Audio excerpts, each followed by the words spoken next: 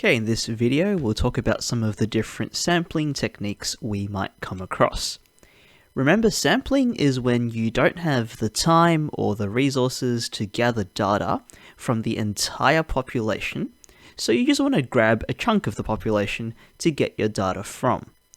And we'll illustrate this with just this relatively low population size of 50. Now, we've already labeled them 1 to 50 with numbers, so look, maybe they're names that we've sorted alphabetically or whatever, but let's pretend we just want to make a sample of size 10. So we want to just grab 10 of these guys here to get our data from.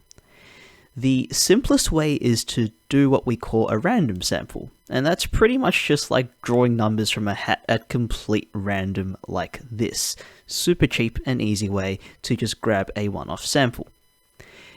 A systematic sample would be doing something like taking every fifth number here to get our sample of 10.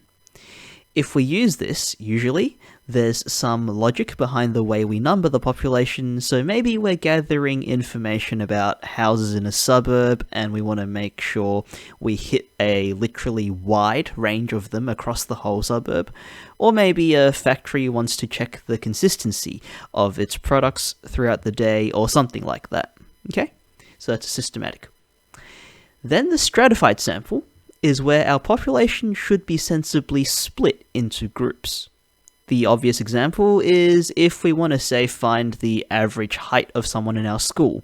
It's quite possible that with a random sample, we accidentally get like all year 7 or something, and that would be a huge underestimate for the height.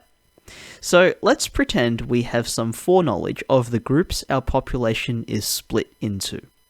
And for simplicity, I'll just use 3 groups here to illustrate. So let's say we're studying a primate colony and we have 5 apes.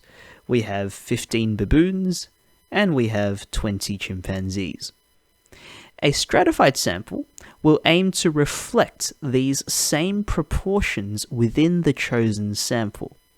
So for example, the apes make up a fraction of 5 out of 50, which was the whole population, and we want to keep this fraction the same for our sample.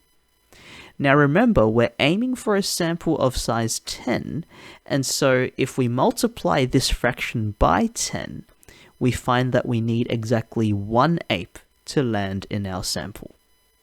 So we just randomly select 1 ape. Likewise, the fraction the baboons make up is 15 out of the total 50. We again keep this fraction, but just multiply by 10 to see how many baboons need to land in our sample. And we get 3. And so now we can randomly select 3 baboons. And lastly, the fraction the chimpanzees make up, they're the big ones, is 30 out of the total 50. So we keep that fraction again, and we multiply by 10 to see what that fraction is worth in our sample. And we get 6. So we randomly select 6 chimpanzees.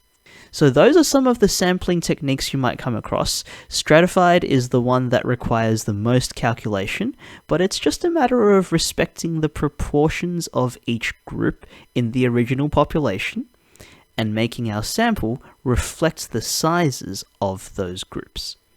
So that's all for this one. Thanks for watching. See you around.